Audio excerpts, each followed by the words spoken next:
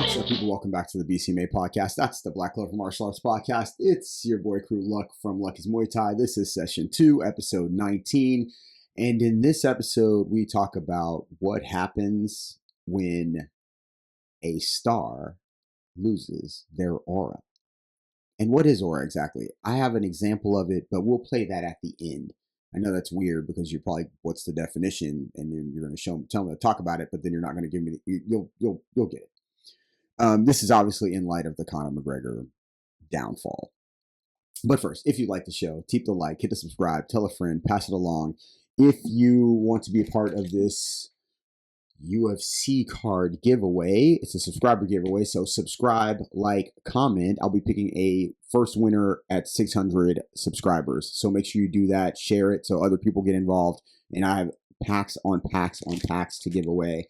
So who knows? A lot of people might get stuff. I need subscribers. Subscribe, damn it. If you want to stop by the gym, hit us up, www.luckysmt.com.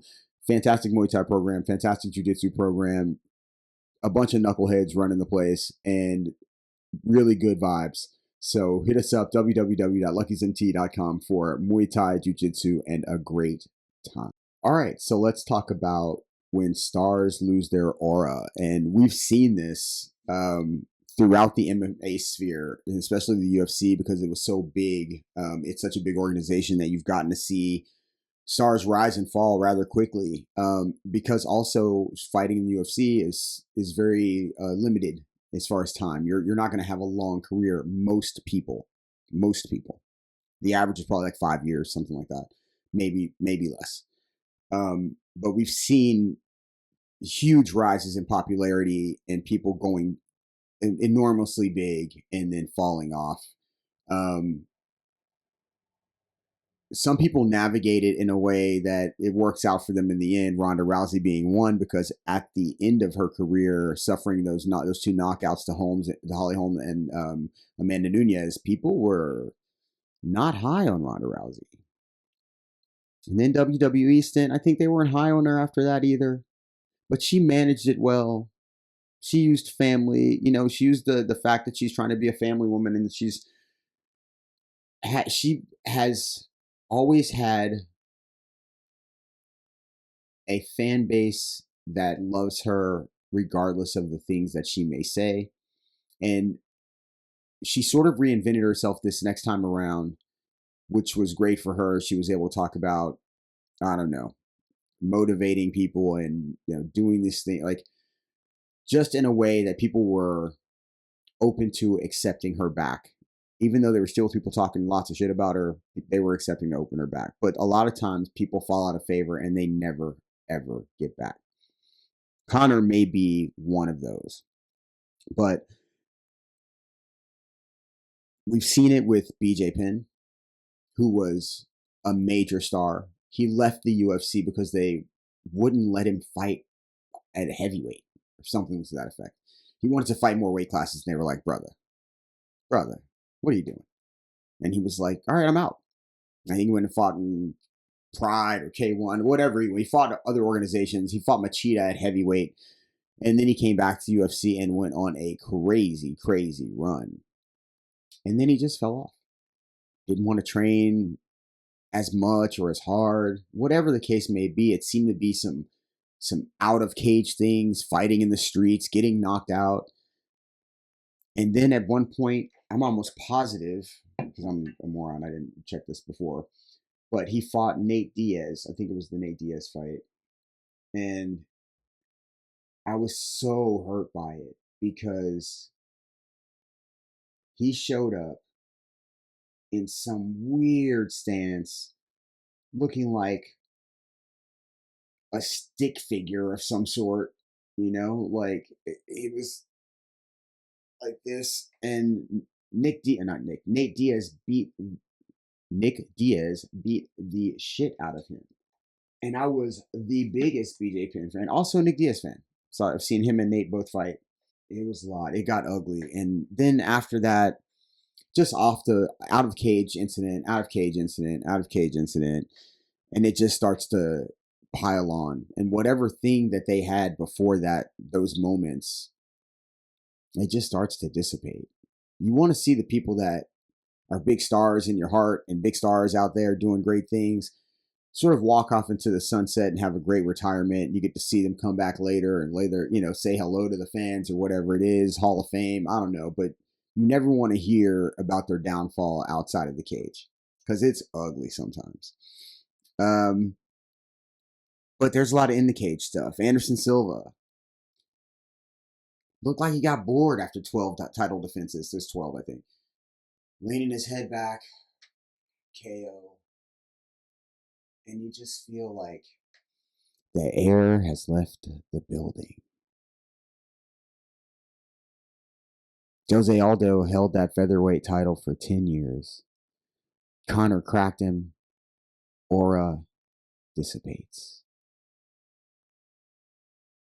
Thing about Aldo's aura, though, is that it was so big that Conor did not know what to do with it.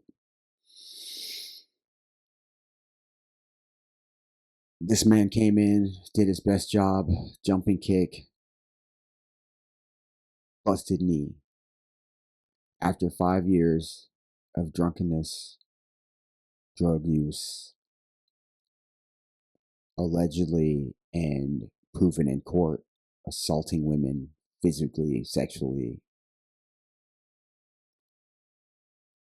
This was the biggest meteoric rise and fall from grace in UFC history.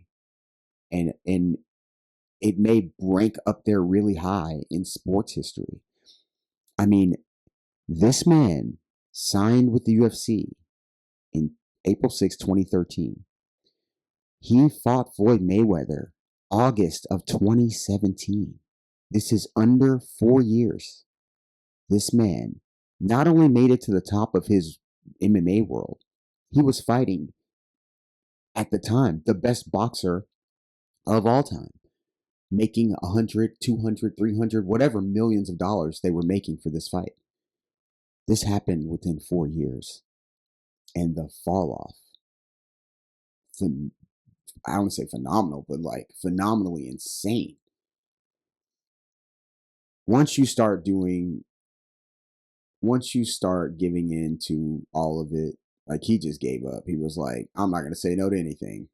Wherever the party is, yes to that. And that was the end.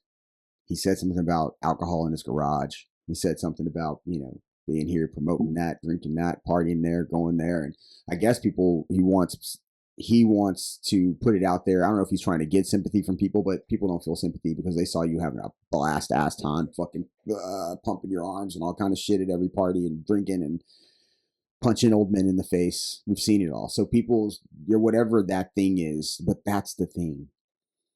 He still maintained some of it, but he wasn't sure. And when he got in the cage, he wasn't sure. And then it all fell apart. A house of cards. What did we learn from this meteoric rise and fall? If you haven't learned this already, please understand. These people that entertain and play sports, they are wonderful to watch, to be inspired by, because they're human. Their inspiration should just say to you, oh shit, a human being is capable of that? Well shit, I'm a human being. I must be capable of great things. It is not to pretend that these people know you or you know them. They are not your friends. They are not your buddies. They may high five you at a show. They may even give you a couple of kind words, but they have families, friends, people they've grown up with. Do not get attached to the person. You can look at the actions, the things they did, and be like, damn, they were badass at fighting, at this move, at grappling.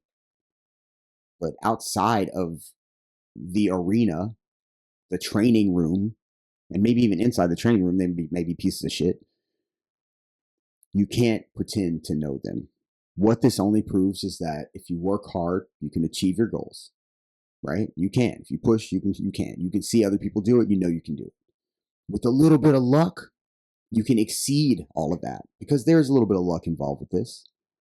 All right? Like, legitimately, Conor McGregor had the world eating out of the palm of his hand, and he could have literally done anything. But also, be careful what you wish for, because it might come with a garage full of whiskey. Now, I said at the beginning of this, I would tell you about Aura and what Aura is. Okay, I'm going to take you back. It is 2012. It is UFC Rio. We have Jose Aldo versus Chad Mendes. I'm going to show you what Aura is. In the first round of this fight, Chad Mendes locks up a body lock after multiple takedown attempts. Jose just kept getting up. At one point, he grabbed the cage early, but he kept getting up. He then breaks the grip of Chad Mendes, which Chad Mendes is a strong dude, man. You know, strong guy. Multiple takedown attempts. Turns around, knees Chad Mendes in the head. Looks around the arena, finds his exit, bolts out. Now, there's a lot of this, so I just want you to look at this crowd. He is literally enveloped.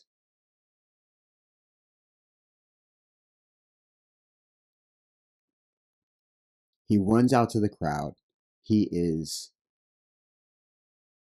in a blizzard of people, swarmed. They can't even figure out. They're like, where is he? Where is he? And then all of a sudden, you see him emerge.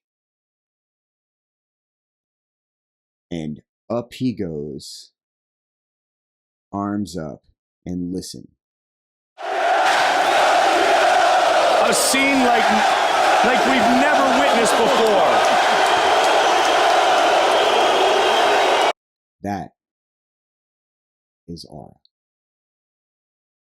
If you like the show, keep the like, hit the subscribe, tell a friend, comment, subscribe, like, share, win some UFC cards. Why not? www.luckysmt.com if you want to stop by the gym. You know what it is. Keep your aura up. Peace. I'm out.